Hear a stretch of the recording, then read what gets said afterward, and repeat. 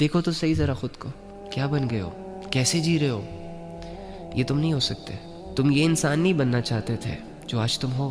تم تو وہ انسان تھے جو اللہ کی نافرمانیوں سے کانپ اٹھتا تھا، جس کو اللہ سے گہری محبت تھی، جس کی یہ خواہش تھی کہ وہ بڑے ہو کر اپنے اللہ کے لیے جان دے گا، اپنے اللہ کو اپنا دوست بنائے گا۔ راہ چلتے کوئی ایسی چیز تمہیں نظر آتی جس سے لوگوں کو نقصان پہنچ سکتا تھا، کوئی کانٹا، کوئی نوکیلی چیز، تو تم اسے اپنے ہاتھوں سے ہٹا دیتے تاکہ کسی کو تکلیف نہ پہنچے، نقصان نہ پہنچے۔ تم تو وہ انسان ہو کہ جس پر جب کوئی ظلم ہوتا تھا تو آسمانوں کو دیکھتا تھا۔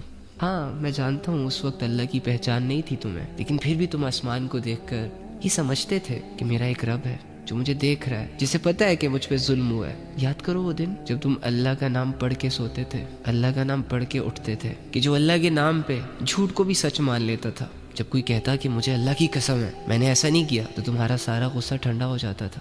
کیا محبت تھی نا۔ تم تو وہ انسانوں جیسے ہی پیدا ہوئے تو تمہارے کانوں میں جو پہلا نام تمہیں سنوایا گیا وہ اللہ کا تھا، اللہ اکبر اللہ اکبر۔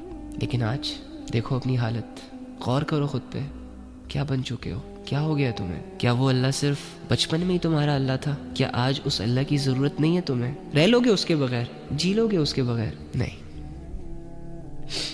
جو آج تم ہو تم یہ نہیں ہو سکتے۔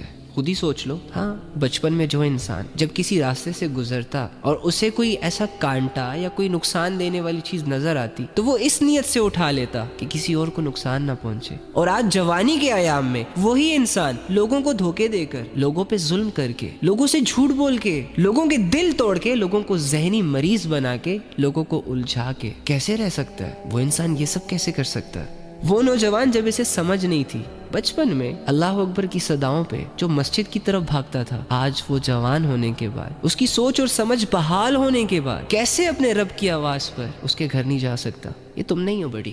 وہ انسان جو کبھی یہ سوچتا تھا کہ جھوٹ نہ بولو، گالی نہ دو، ماں باپ سے اونچی آواز میں بات نہ کرو، اللہ ناراض ہو جائے گا، اور آج وہی انسان دو باتیں بولنے کے بعد تیسری بات میں گالی کا استعمال کر رہا ہے، جھوٹ سے اپنی دنیا بنا رہا ہے، بے حیائیوں کو کر رہا ہے، اگر کر نہیں رہا تو بے حیائیوں کو دیکھ رہا ہے۔ دنیا ایسے ہی کرتی ہے، تمہاری اصلیتوں کو غائب کرتی ہے، تمہیں خود سے جدا کرتی ہے، تمہیں تمہارے اصل روپ سے بیگانہ کرتی ہے۔ تمہارا اصل روپ تو اللہ سے جوڑنا چاہتا ہے، تمہارے اندر کا انسان جو کہ ریئل انسان ہے وہ تو اللہ کی عبادت کرنا چاہتا ہے۔